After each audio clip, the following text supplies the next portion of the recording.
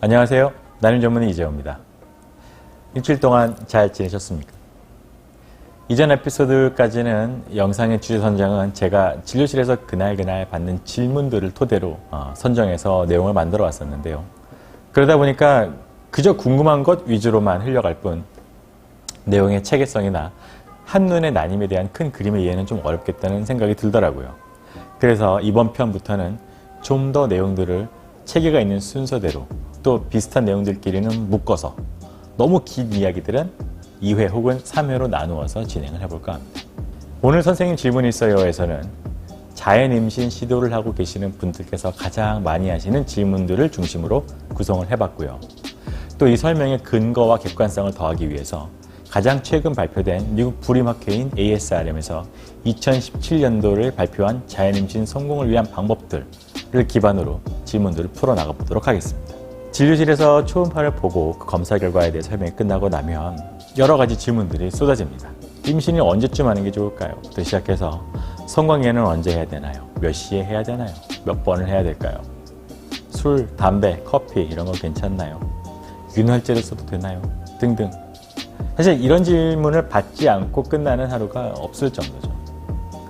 이제 하나하나 한번 살펴보도록 하겠습니다. 첫 번째 질문은 선생님, 제가 문제가 있는 걸까요?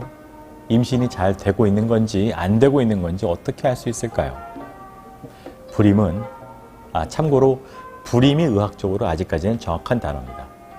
하지만 불임이라고 부르면 왠지 영원히 극복하지 못하는 느낌을 주고 실제 노력하면 임신되는 경우가 대부분이므로 안 되는 임신보다는 어려운 임신이라는 의미에서 난임이라고 고쳐 부르고 있습니다. 난임이라는 단어는 저희가 실제로 쓰는 진단명에는 아직 등재가 되지 않았습니다. 어쨌든 불임은 1년 이상의 정상적인 성관계를 했음에도 불구하고 임신에 성공하지 못하는 것을 말합니다.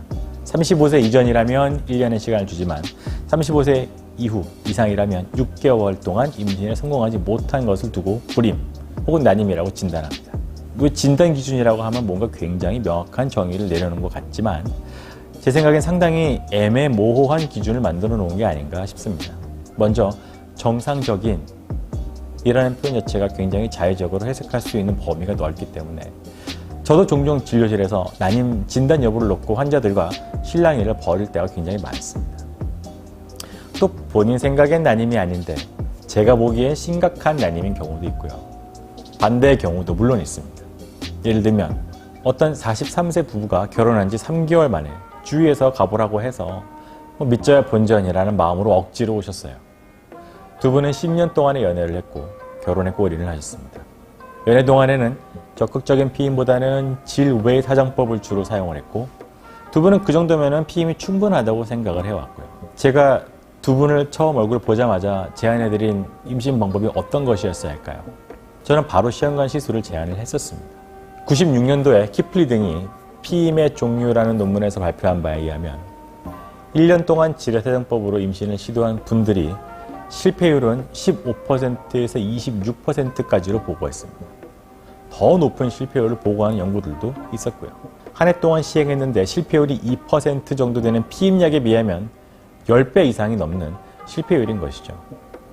26%의 실패율을 가진 방법으로 지금보다 10년은 더 젊었던 시간 동안 성공적으로 질외선포로 피임했다는 것은 두 분이 임신을 안 한 걸까요? 못한 것일까요? 하지만 두 분 마음속에서는 난 결혼한 지 3개월밖에 안 됐고 우리는 임신을 시도한 지 얼마 되지 않았는데 시술부터 권하다니 라는 섭섭한 생각을 하실 수도 있습니다. 하지만 우리가 기억해야 할 것은 임신 시도의 시작은 두 분이 임신해야 되겠다라고 마음먹은 내가 의지를 가진 시점부터가 아니라 생물학적으로 가능했던 시점부터 계산해야 한다는 점을 꼭 기억하셨으면 좋겠습니다. 반대로 날짜를 자그마치 3번이나 어플을 보고 맞춰봤고 그랬는데도 불구하고 임신이 되지 않았다고 제 앞에서 대성통곡을 하시는 25살 신부도 계시기는 합니다. 결론은 내가 난임인지 아닌지를 객관적으로 파악하고 심각한 상태인지 아닌지 상담을 통해서 빨리 파악을 해야 향후 어떤 치료를 받을 것인지 결정할 수가 있어요. 이것이 제 생각에는 임신으로 가는 가장 첫 번째 지름길이라고 생각합니다. 일반적으로 임신 시도 첫 3개월 동안 가장 임신 성공률이 높습니다. 한 개인이 임신 시도를 할 때 갈수록 성공률이 이렇게 쭉쭉 떨어진다는 의미보다는 그만큼 3개월 안에 성공하는 커플의 숫자가 많다는 의미입니다. 그리고 약 6개월 동안에 80%의 시도하는 커플이 임신에 성공을 하게 되고요. 이러한 숫자는 20대의 여성에게서 관찰이 됩니다. 부인이 만약에 30대 후반의 여성이라면 이것의 절반 정도로만 나타나게 됩니다. 영상을 보시는 여성분들은 억울하게 느끼실 수도 있겠지만 여성의 나이가 35세 이상이 되면 임신할 수 있는 확률은 곤두박질 치기 시작합니다. 이 옆에 그래프를 보시면 나이가 증가할수록 성공률이 감소하는 트렌드를 보실 수 있을 겁니다. 물론 남성도 35세 이후부터 감소하기 시작합니다. 하지만 급격한 감소까지는 아닙니다. 남성이 나이로 인해 임신율이 급격히 떨어지는 시기는 여성과 다르게 50세 이후 정도로 알고 있습니다. 이 때문에 35세 이상의 여성에게서는 임신 시도 기간을 1년이 아닌 6개월로 짧게 잡은 것이고요. 이렇게 시간이야말로 임신 성공에 있어서 가장 중요한 요소이기 때문에 이 부분을 충분히 고려하고 예민하게 대응하라는 의미입니다. 근데 저는 난임으로 진단을 받았습니다. 그리고 부부관계 시도 중입니다. 얼마나 자주 관계를 하는 것이 임신 성공에 도움이 될까요? 이 부분에 대한 속설, 미신, 또 임신에 성공한 선배들의 비과학적인 조언 이런 것들로 인해서 정말 많은 오해가 있는 건 사실입니다. 나름 산전수전 정도는 겪은 저도 요즘에도 당황스러운 속설이나 잘못된 정보를 기반으로 시도하시는 분들을 많이 만납니다. 가장 일반적으로 잘못 알려진 내용들은 금욕기간이 길수록 정액의 상태가 좋을 것이다. 2017년 미국 프리마켓 보고서에 의하면 오히려 반대의 얘기를 하고 있습니다. 저도 이렇게 얘기를 말씀드리면 전혀 몰랐어요 라고 놀라시는 경우가 많은데요. 금욕기간이 짧으면 짧을수록 오히려 정액 상태가 더 좋았다고 프리마켓에서는 보고하고 있고요. 거기에 더해서 애시당초 정자가 부족했던 남성들, 그분들은 왠지 좀 더 아끼고 모아야 할 것 같지만 매일 사정을 하는 경우 정자의 숫자, 정자의 운동성이 더 개선되는 것을 보여줬고요. 반대로 금욕기간이 10일 이상 길어지면 전반적인 정액 지표가 악화되었다는 걸 보여줬습니다. 따라서 가능하다면 커플에게 무리가 되지 않는다면 성관계는 매일 하시는 게 임신에 제일 유리합니다. 성관계가 매일 있었던 경우 그런 커플에 있어서 임신율은 37%, 이틀에 한 번 성관계가 있었던 커플은 33%, 일주일에 한 번 부부관계 있었던 경우는 15% 정도로 보고되고 있습니다. 따라서 부부관계 빈도가 높으면 높을수록 비례해서 임신율이 증가한다고 보시면 됩니다. 그렇다고 이 얘기에 너무 집착한 나머지 매일 관계를 시도하기 위해서 무리하게 상대방을 독촉하고 강요를 하시게 되면 오히려 부작용이 더 생기기 때문에 꼭 참고하시기 바랍니다. 부부관계는 즐거워야 하는 일이지 노동이 아닙니다. 이걸 꼭 기억하시고 관계를 하시는 게 중요하겠고요. 이렇게 하는 게 무리가 생기고 자꾸 어렵고 그렇게 느끼신다면 담당 선생님과 상의해서 다음 단계인 인공수정을 고려하시는 게 합리적이고 바람직한 방법입니다.